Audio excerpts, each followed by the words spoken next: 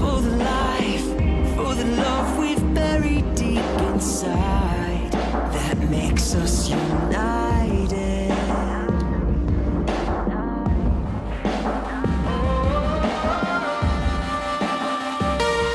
So let's take this city, our souls are singing. There's a fire. Coming to Painesville is so important. I feel like we need to turn the city upside down. We need to literally bring hope to the community. We are very unique in Lake County. We're kind of like, some people call us Reuben. We're urban and rural here, so it's a mix of issues. It's a suburb of Cleveland with the same type of problems based on the fact that we have government offices, Social Security Administration, Department of Human Services, and all the major organizations that would be in a large city. We have those in ours. Some of the issues that plague the youth of Painesville are very different than the rest of Lake County. We have a very diverse community. We have African American families, we have Hispanic families, we have undocumented families, we have lower class poverty issues, we have white families who have a lot of issues with alcoholism. The biggest issue is this mentality of consumerism. They're all about give me, give me, give me, and it doesn't transfer into anything productive, and they're not using it to produce anything in their lives. They're just going for entertainment's sake. And when they do that, they turn to their friends, and then there's peer pressure to do things that they may not normally do.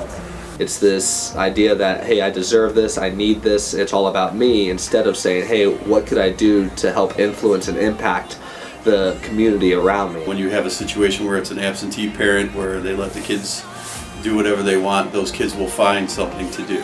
They're so desperate for love and attention.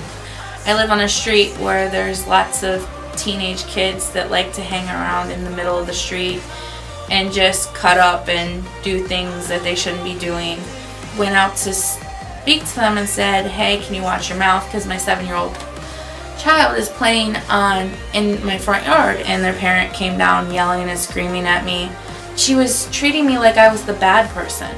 I would say, yeah, there are parts where there's some youth that they don't know where their next meal is, even to the point where they don't know necessarily where they're going to be sleeping, or you know, who's even going to be home when they're home. It's just kids raising kids. We have a big issue with couch surfers, which are teens who go from house to house. There's issues in the home, whether it be a parent who's an alcoholic or a drug addict, and there's an explosive situation that goes on, and the child leaves the home, they go to stay at a friend's house, they're sleeping on a couch. Those children are not considered homeless because they do have a home to go to. A lot of times the kids think, well, that's it for me, I can't do anything else, I was arrested and put in juvenile or whatever. Well, that's not the case, and they need to understand that just because they made a mistake doesn't mean that their life is over with. And if they have that mentality that my life's over with, then they're just going to do whatever they want. The parents, once the child becomes about 5th or 6th grade, the parents tend to have a hands-off approach. They're no longer engaged in their school activities. They're no longer engaged in their band concerts or their drama performances. The kids tend to feel, if my parent doesn't care, then I don't care. And then that starts the downhill spiral of not caring about their grades, not caring about if they work a job. Some of the things I've noticed are that some of their parents are drug addicted as well, or have severe mental health issues, and so those kids don't really want to go home even though they have a home to go to, because that home is so unsafe or unhealthy.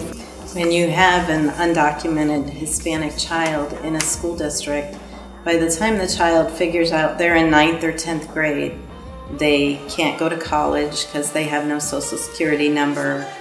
They can't go on to get a job after high school. When they're in high school, they are somebody. They have a name, they have a face, they have a class, they have teachers, but once they graduate high school, they are nobody in our community. that there needs to be something more in place to help mentor and guide these kids to do the right thing, and ultimately to take up, you know, their time after school, you know, in between the time that the parents get home and things like that, so they don't turn to their friends for guidance. That they're shown, you know, the right way to do things and how to be a productive citizen.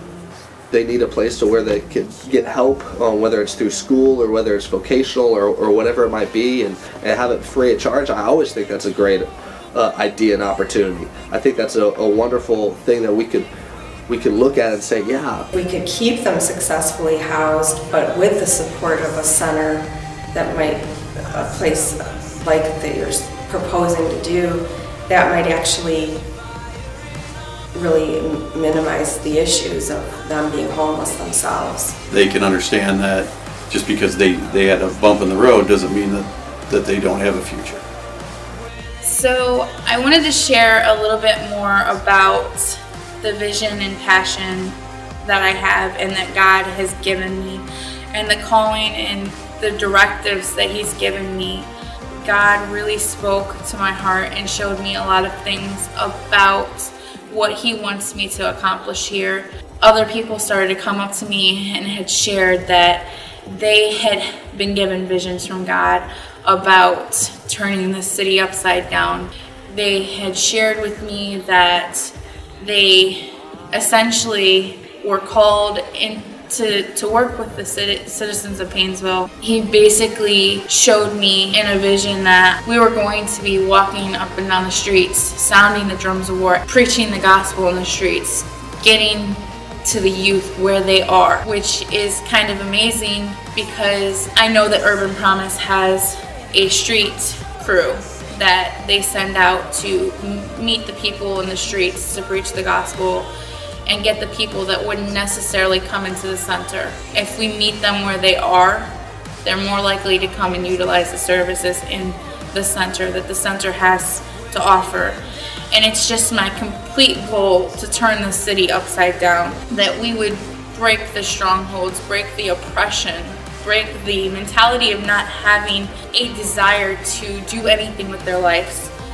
And I believe that with His help and His guidance and with Him being the provider, that we will accomplish this. I really feel like Painesville needs this youth center, that they need this here.